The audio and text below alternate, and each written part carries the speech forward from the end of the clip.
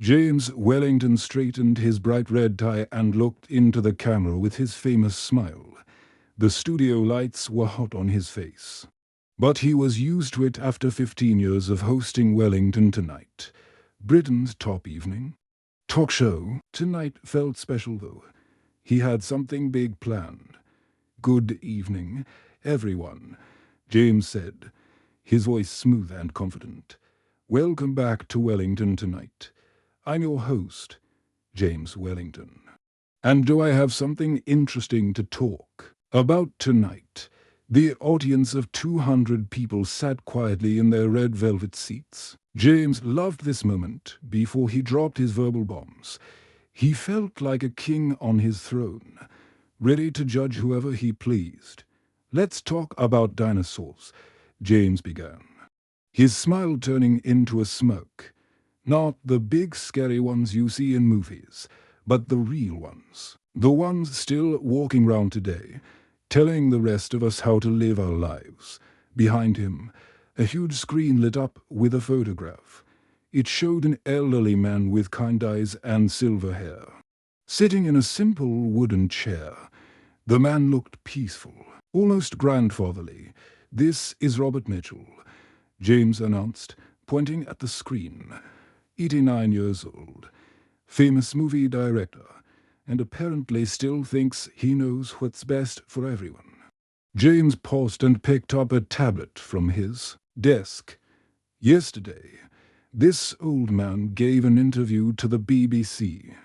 Want to know what he said? He talked about hard work, personal responsibility, taking care of your family." James rolled his eyes dramatically.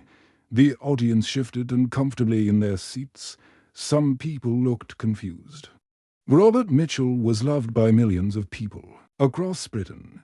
His movies had entertained families for decades. "Really, Robert," James continued, his voice getting louder and more mocking. "This advice comes from a man who probably still thinks computers are magic boxes. I bet he doesn't even know how to send a text message, let alone understand what young people face today."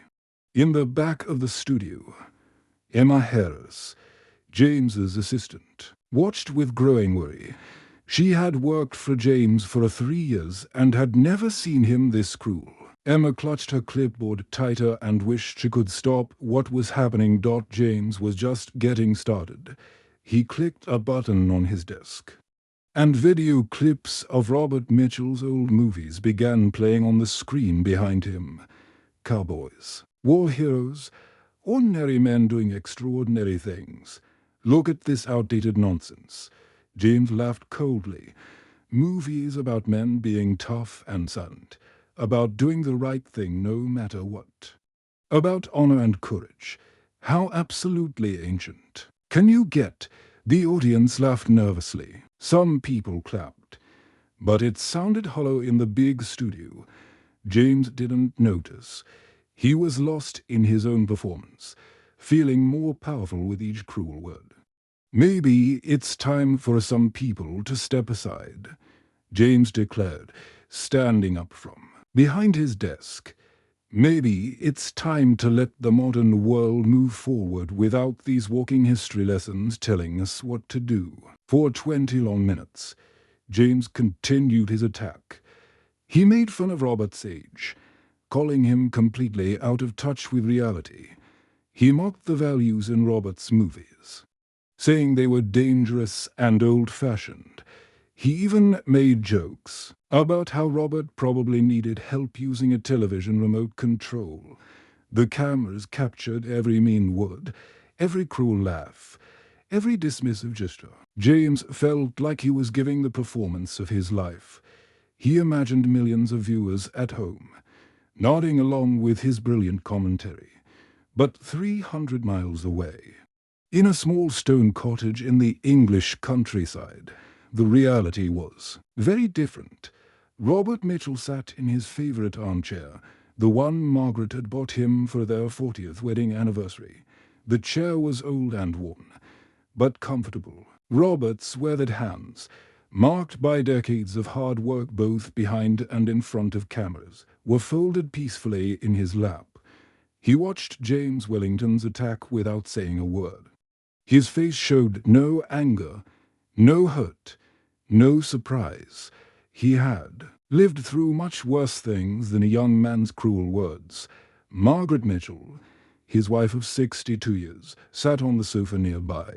She watched her husband's face carefully, looking for signs of pain. After so many years together, she could read his emotions like a favorite book. When James's laughter became too loud and too mean, Margaret quietly stood up and walked to the television. She gently pressed the power button, and the screen went dark. "Don't let it hurt you, love," she whispered, moving to Robert's chair and placing a soft hand on his shoulder. Robert looked up at his wife and smiled. It was the same warm smile that had made her fall in love with him all those years ago. "It doesn't hurt, Margaret," he said softly, "but it does give me an idea." Margaret looked curious. She knew that look in her husband's eyes. It was the same expression he got when he was planning a new movie, thinking through every detail. Robert's mind was already working, already planning something that would surprise everyone who had watched James Wellington's cruel show tonight. Something that would prove there was a better way to respond to hatred than with more hatred. James Wellington woke up at 6 in the morning to the sound of his phone buzzing like an angry bee. He rolled over in his expensive London apartment and grabbed the device from his nightstand. The screen was full of notifications, messages, emails, missed calls, and social media alerts covered every inch of the display. His heart started beating faster as he realized what had happened. The video clip from his show last night had spread across the internet like wildfire. Within 8 hours, millions of people had watched him attack Robert Mitchell. The clip was everywhere: Twitter, Facebook, Instagram, YouTube, and news websites across the world. James sat up in bed and began reading the comments. Some people loved what he had done. "Finally someone said it," wrote one viewer. "These old people need to stop telling us how to live." Said another, "James Wellington is brave for speaking the truth." But for every supportive comment, there were 3 angry ones. "How dare you attack such a good man?" One person wrote, "Robert Mitchell is a treasure and you are horrible." Said another, "This is the most disgusting thing I have ever seen on television."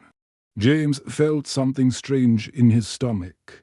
It was like excitement and worry mixed together. He had wanted people to talk about his show, and now everyone was talking about it. But some of the angry comments made him feel uncomfortable in a way he had never experienced before. He got out of bed and made coffee in his modern kitchen. The morning news was already talking about his show. Other television hosts were giving their opinions. Some supported him, but others looked disgusted as they played clips of his performance. Meanwhile, across London, in a tiny apartment above a bakery, 25-year-old Lucy Thompson was having a very different morning. Lucy lived in one small room with a bed, a desk, and a chair. She worked 3 part-time jobs to pay rent while trying to become a filmmaker. Her biggest dream was to direct movies that would touch people's hearts. Lucy had watched James Wellington's attack on Robert Mitchell 3 times, and each time she felt sicker. She sat at her small desk with her old laptop, staring at the video clip on her screen. Tears ran down her cheeks as she watched James mock the man who had changed her life. When Lucy was 12 years old, her father had left home and never came back. Her mother worked 2 jobs, but still could not pay all the bills. They lived in a small apartment in a rough neighborhood where Lucy felt scared and alone most of the time. One rainy Saturday afternoon, Lucy's mother had taken her to see one of Robert Mitchell's movies at the local cinema. It was an old film about a man who never gave up, even when everything went wrong. Lucy sat in the dark theater and felt something wake up inside her heart. "I want to make movies like this," she had whispered to her mother. "I want to tell stories that make people feel hope." From that day forward, Lucy had studied every Robert Mitchell film she could find. She learned about camera work and storytelling from watching his movies over and over. She saved every penny to buy filmmaking books and equipment. Robert Mitchell's work had given her a dream to follow when she had nothing else. "This isn't right," Lucy whispered to herself as she watched James's cruel performance again. "Someone needs to show people who Robert Mitchell really is." Lucy opened a new browser window and began searching for information about Robert Mitchell. She wanted to learn everything she could about the man who had inspired her. What she found over the next few hours amazed her completely. For 50 years, Robert Mitchell had quietly given millions of pounds to charities that helped children. He had built schools in poor neighborhoods across Britain. He had paid for medical treatments for sick children whose families could not afford them every Christmas for the past 30 years. He had visited children's hospitals, bringing gifts, and spending time with young patients who were spending the holidays away from home. Lucy discovered that Robert had never told reporters about any of this work. He had never used his charity work to promote his movies or make himself look good. He had simply helped people because it was the right thing to do. While Lucy was learning the truth about Robert Mitchell, James Wellington was having a much more difficult day than he had expected. His viral fame was not feeling as good as he had hoped it would. At lunchtime, James walked to his favorite restaurant near his apartment building. Mrs. Davies, his 78-year-old neighbor, was working in her small garden as he passed by. For 3 years, Mrs. Davies had always waved and said hello when she saw James. Today, she looked at him with disappointment and turned away without speaking. James felt a cold feeling in his chest. But he told himself that old people just did not understand modern television. That evening, his phone rang. The name on the screen made his stomach drop. It was his mother, calling from her home in Manchester. "James," his mother said quietly when he answered. "I saw your show last night." "Mom, I can explain," James began. But his mother interrupted him. "That man you attacked so cruelly," she said, her voice full of sadness. "Robert Mitchell. He helped fund the community center where you learned to debate when you were a child. Did you know that?"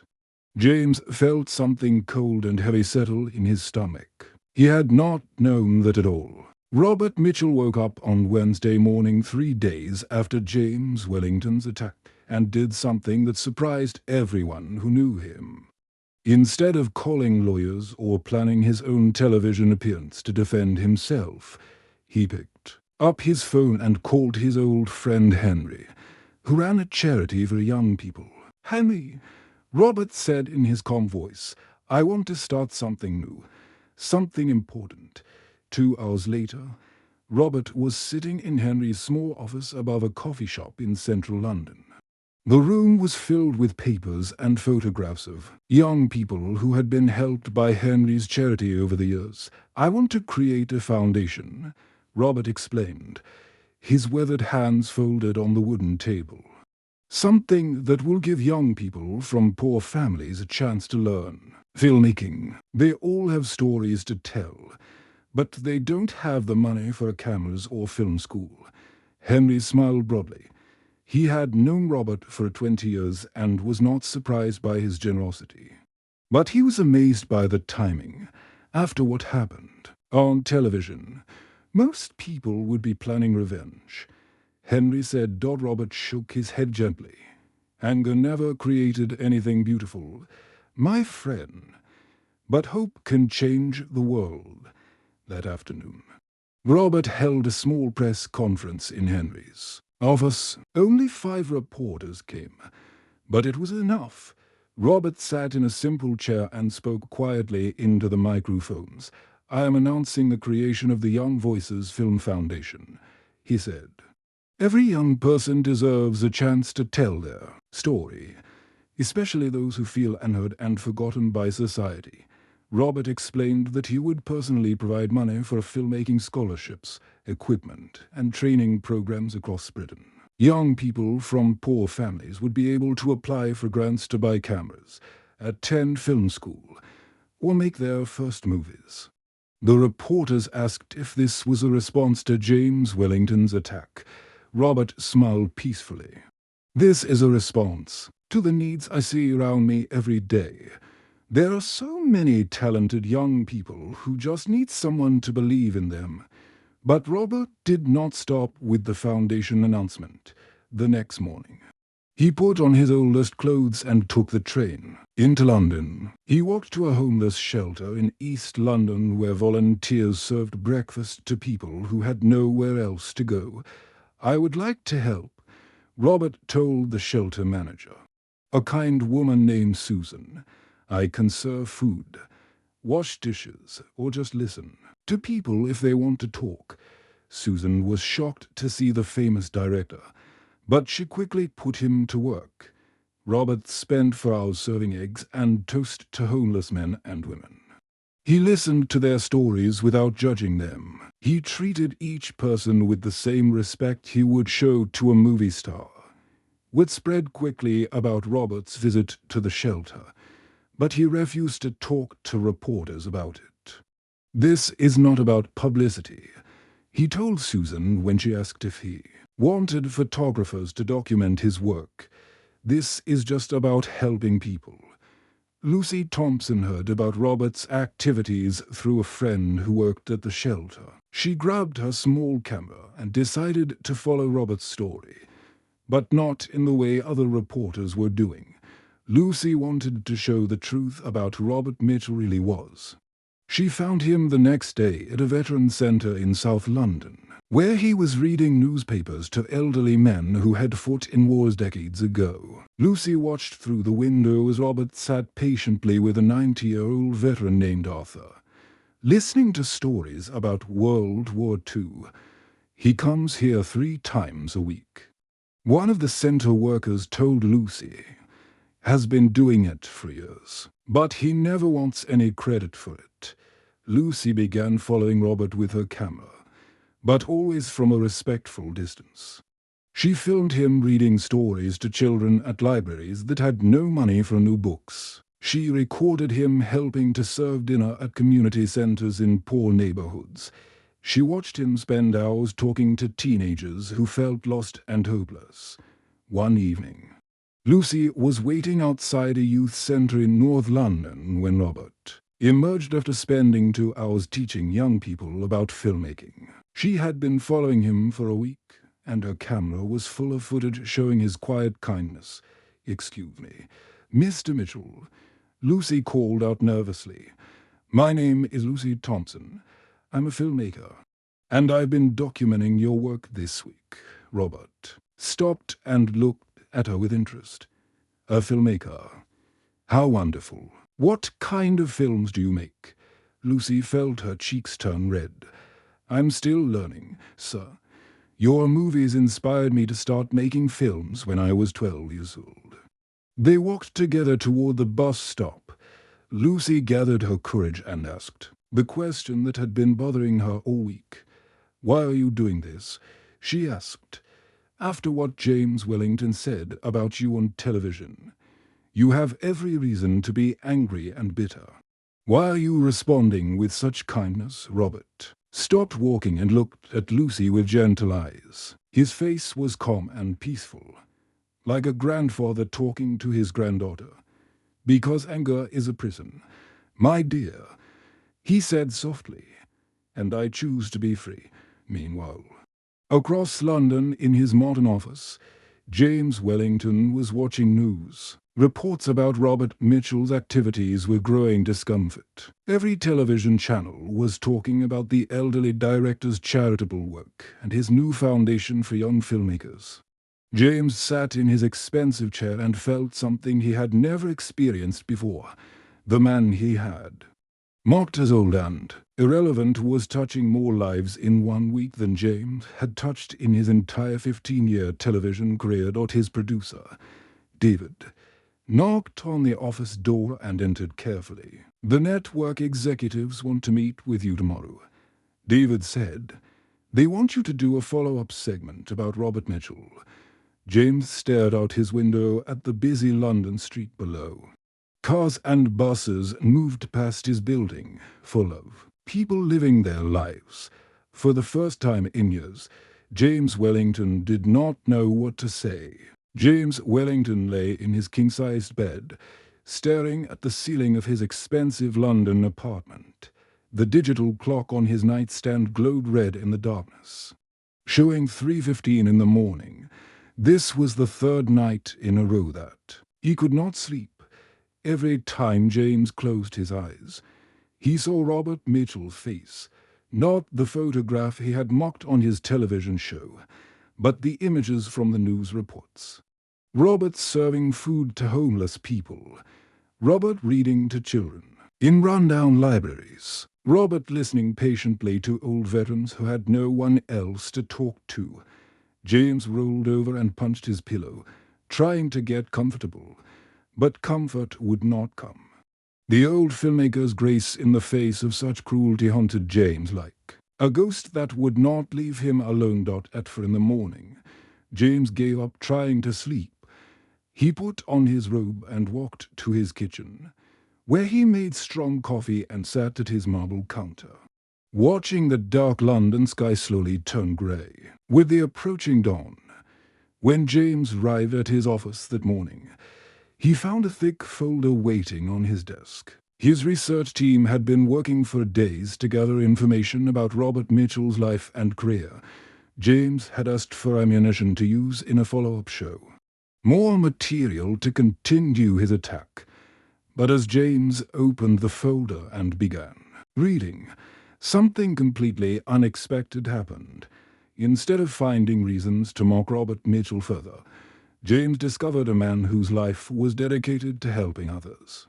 The first document was a list of charities that Robert had supported over the past 50 years. The list went on for 12 pages: children's hospitals, homeless shelters, schools in poor neighborhoods, programs for veterans, foundations for struggling artists, community centers in forgotten parts of Britain. James read about a children's hospital in Manchester that Robert had helped build 30 years ago. The hospital had saved thousands of young lives, but Robert's name appeared nowhere on the building. He had donated the money anonymously, asking for no recognition. Another document described how Robert had personally paid for medical treatments for dozens of children whose families could not afford tea. Brain surgeries, heart operations, cancer treatments. Robert had quietly covered the costs and never told anyone about it. James found reports about community centers that Robert had funded in poor neighborhoods across Britain. These centers provided safe places for children to go after school, job training for unemployed adults, and free meals for families who were struggling to survive. The most shocking discovery was a list of scholarships that Robert had provided to young people who wanted to study art, music, and filmmaking.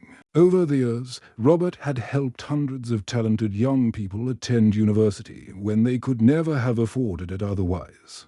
As James read through page after page of Robert's charitable work, shame washed over him like a cold wave. This was not the out-of-touch old man that James had described on television. This was someone who had spent his entire life quietly making the world a better place. Never once had Robert sought credit or publicity for his good work. He had not used his charity to promote his movies or make himself look good. He had simply helped people because it was the right thing to do. James pushed the papers away and put his head in his hands. What had he done? He had attacked a good man on national television, mocking him in front of millions of viewers. Robert's response had been to create more opportunities for young people to follow their dreams. At midnight, James was still sitting in his office, surrounded by the papers that documented Robert Mitchell's lifetime of kindness. The building was empty and quiet. Even the cleaning staff had gone home hours ago. Emma Harris, James's assistant, had forgotten her car keys and returned to the office to get them. She was surprised to see light coming from under James's door. She knocked gently and entered to find him sitting alone, looking more troubled than she had ever seen him. "Mr. Wellington, are you all right?" Emma asked with concern. James looked up at her with tired, red eyes. "Emma, did you know about all this?" He gestured at the papers covering his desk. "Did you know what kind of man Robert Mitchell really is?" Emma sat down in the chair across from James's desk. She had worked for him for 3 years, but she had never seen him look so lost and confused. "I've been his biggest fan since I was little," Emma said softly. "When I was 10 years old. My dad lost his job at the factory. We were going to lose our house. My mom cried every night, thinking we would end up on the street." James listened carefully as Emma continued her story. "Then, one day, a man in a suit came to our door. He said my dad had been selected to receive a business grant from a foundation that helped unemployed workers start their own companies. The grant was enough for Dad to open a small repair shop." Emma's eyes grew misty as she remembered. Dad worked so hard to make that shop successful. He never knew where the money really came from. The foundation just said it was from an anonymous donor who wanted to help families in need. But I figured it out years later when I started working in television. James stared at Emma with no understanding. "Robert Mitchell's foundation?" Emma nodded. "My dad's shop is still running today. He employs 6 people now. All because Robert Mitchell believed in giving ordinary people a chance to build something good." James felt a cold weight settle in his stomach. "Why didn't you tell me this before I did the show?" Emma looked at him with gentle but honest eyes. "Would you have listened?" The question hung in the air between them like a challenge. James knew the answer, and it made him feel even worse about himself. The next morning, James faced the biggest choice of his television career. His network executives wanted him to do a follow-up show about Robert Mitchell. They expected him to double down on his attack, to find new ways to mock the old filmmaker. But as James sat in his office, he thought about Robert Mitchell serving soup to homeless veterans. He thought about the young filmmakers who would now have chances they never would have had before. He thought about Emma's father and his successful repair shop. Most importantly, James thought about what kind of man he wanted to be. The following Friday evening, millions of viewers across Britain turned on their televisions expecting to see the usual James Wellington show. They expected his confident smile, his sharp jokes, and his loud opinions about the world. Instead, they saw something completely different. James sat quietly behind his desk, looking smaller somehow than he had the week before. His hands were folded in front of him, and his famous swagger was nowhere to be seen. The studio audience sensed something unusual was happening and sat in complete silence. "Good evening," James said simply, his voice softer than anyone had ever heard it. "I owe someone an apology. For the next hour, James did something he had never done in his 15-year television career. Instead of attacking someone, he told the truth about a good man he had wronged. James showed his viewers the footage that Lucy Thompson had been collecting over the past 2 weeks. The cameras revealed Robert Mitchell serving meals to homeless people, reading stories to children in poor libraries, and spending time with lonely veterans who had no family to visit them. "This is who Robert Mitchell really is," James said, his voice growing thick with emotion as the footage played, while I was sitting in my comfortable studio making cruel jokes about him. He was out in the world making life better for people who needed help. James interviewed people whose lives had been changed by Robert's quiet kindness. He spoke to a young woman whose medical bills had been paid by Robert's foundation when she was a chill. Fighting cancer, he talked to a man who had started a successful business with a grant from Robert's charity after losing his job. He showed viewers the community centers and schools that Robert had built in forgotten neighborhoods. The studio audience listened, in complete silence. Many people had tears in their eyes as they heard story after story of Robert's generosity. "I attacked a man's character without knowing his heart," James said. Looking directly into the camera, "I let my own prejudices and arrogance blind me to his goodness. I mocked his age when I should have respected his wisdom. I laughed at his values when I should have learned from his example." James paused and took a deep breath. The entire studio was so quiet that people could hear him swallow. "Robert Mitchell, if you are watching tonight, I am deeply and truly sorry. You are a better man than I ever imagined. And I was wrong to treat you with such cruelty." The next morning, James was sitting in his apartment drinking coffee when his phone rang. He did not recognize the number, but something made him answer it anyway. "Hello, James," said a gentle voice that James recognized immediately. "This is Robert Mitchell." James nearly dropped his phone. His heart started beating so fast he thought it might jump out of his chest. "Mr. Mitchell." James began, but Robert interrupted him kindly. "I saw your show last night," Robert said. "Thank you for your honesty. It took courage to admit your mistake in front of so many people." James felt tears come to his eyes. "I don't deserve your kindness, sir. What I did was unforgivable." "Nonsense," Robert replied with warmth in his voice. "Everyone makes mistakes, James.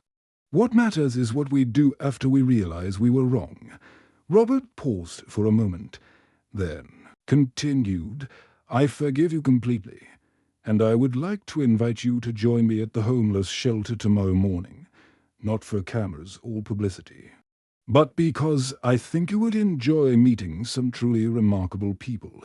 The next day, James found himself in East London, wearing old clothes and serving breakfast to people who had nowhere else to go. He listened to their stories with growing amazement. These were not the lazy or worthless people he had imagined homeless people to be.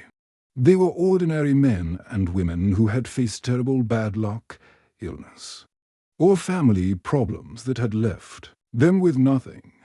James met Sarah, a former nurse who had become homeless after her husband died and left her with huge medical bills. He talked to Michael, a veteran who struggled with depression after returning from war. He served food to elderly people who had worked hard their whole lives but could not afford rent on their small pensions at the shelter. James also met Lucy Thompson, the young filmmaker who had been documenting Robert's charitable work. Lucy showed him the documentary she had been making about finding heroes in unexpected places.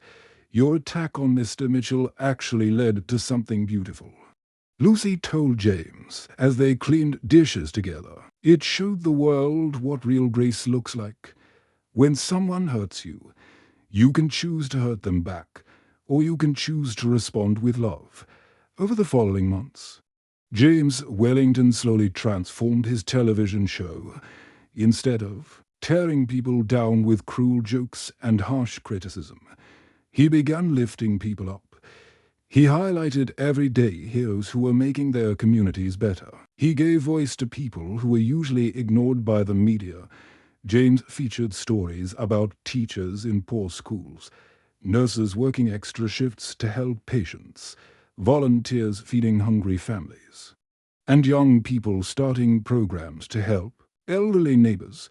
His show became a place where kindness was celebrated instead of mocked. Robert Mitchell and James Wellington became unlikely friends, despite their 40-year age difference.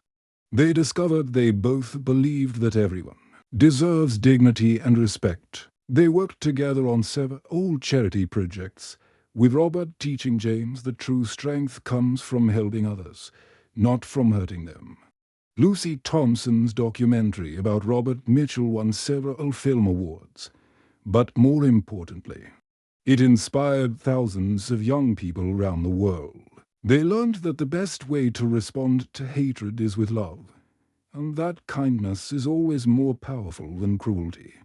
The universal message of their story became clear to everyone who heard it. Grace is stronger than anger. Kindness is more powerful than cruelty. And it is never too late for any person to choose who they want to be. Even someone who has made terrible mistakes can find redemption through humility, honesty, and the courage to change. The end.